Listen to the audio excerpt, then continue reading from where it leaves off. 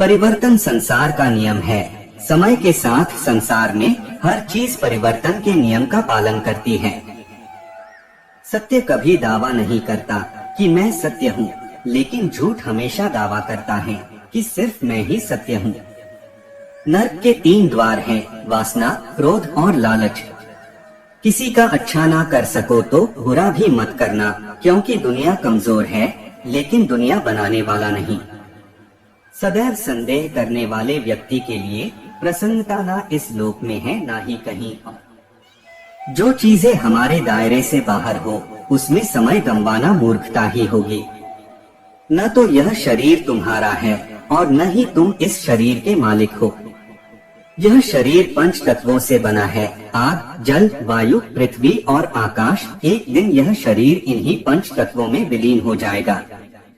जिंदगी में हम कितने सही हैं और कितने गलत हैं, यह केवल 2 लोग जानते हैं, एक परमात्मा और दूसरी हमारी अंतरात्मा। परिवर्तन ही संसार का नियम है। एक पल में हम करोड़ों के मालिक हो जाते हैं और दूसरे पल ही हमें लगता है कि हमारे पास कुछ भी नहीं है। क्रोध से भ्रम पैदा होता है, भ्रम से बुद्धि व्यग्र होती है। जब बुद्धि व्यग्र होती है तब तर्क नष्ट हो जाता है। जब तर्क नष्ट होता है तब व्यक्ति का पतन हो जाता है। जैसे अंधेरे में प्रकाश की ज्योति जगमगाती है, ठीक उसी प्रकार से सत्य की चमक भी कभी फीकी नहीं पड़ती।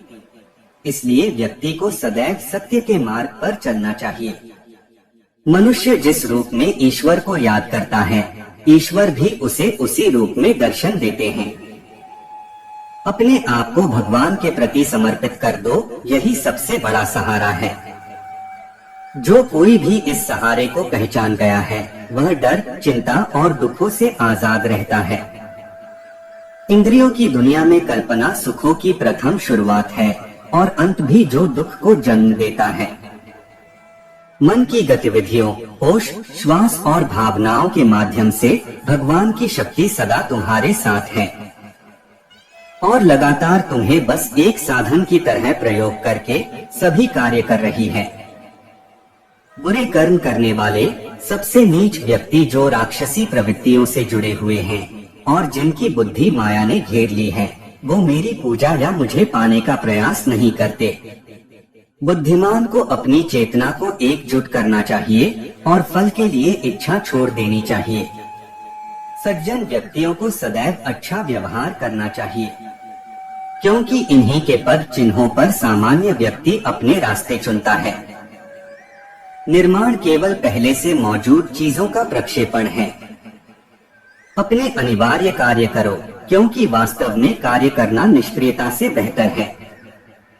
इस संपूर्ण संसार में कोई भी व्यक्ति महान नहीं जन्मा होता है, बल्कि उसके कर्म उसे महान बनाते हैं। गीता में कहा गया है, कोई भी अपने कर्म से भाग नहीं सकता, कर्म का फल तो भुगतना ही पड़ता है। अपने कर्म का पालन करो, क्योंकि वास्तव में कर्म अकर्म से बेहतर है।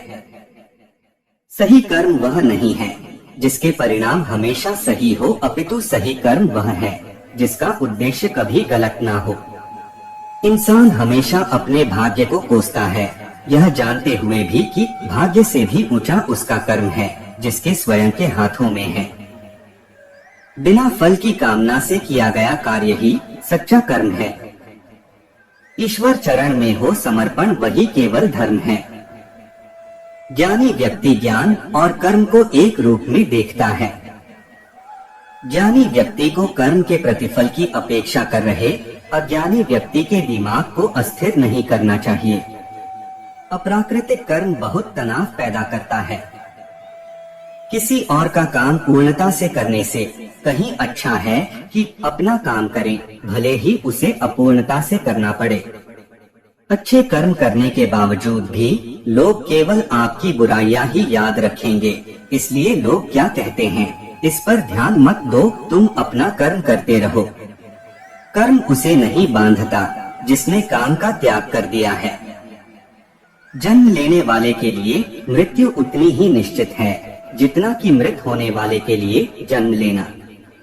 इसलिए जो अपरिहार्य है उस पर शोक मत करो। आत्मा किसी काल में भी न जन्मता है और न मरता है, और न यह एक बार होकर फिर अभाव रूप होने वाला है। आत्मा अजन्मा, नित्य, शाश्वत और पुरातन है। शरीर के नाश होने पर भी इसका नाश नहीं होता। जैसे मनुष्य जीर्ण वस्त्रों को त्याग कर दूसरे नए वस्त्रों को धारण करता है, वैसे ही देही जीवात्मा पुराने शरीरों को त्याग कर दूसरे नए शरीरों को प्राप्त होता है। जो आत्मा को मारने वाला समझता है और जो इसको मरा समझता है, वे दोनों ही नहीं जानते हैं, क्योंकि यह आत्मा न मरता है और न मारा जाता है। वह जो मृत्यु के समय मुझे स्मरण करते हुए अपना शरीर त्यागता है, वह मेरे धाम को प्राप्त होता है। इसमें कोई संशय नहीं है। लोग आपके अपमान के बारे में हमेशा बात करेंगे।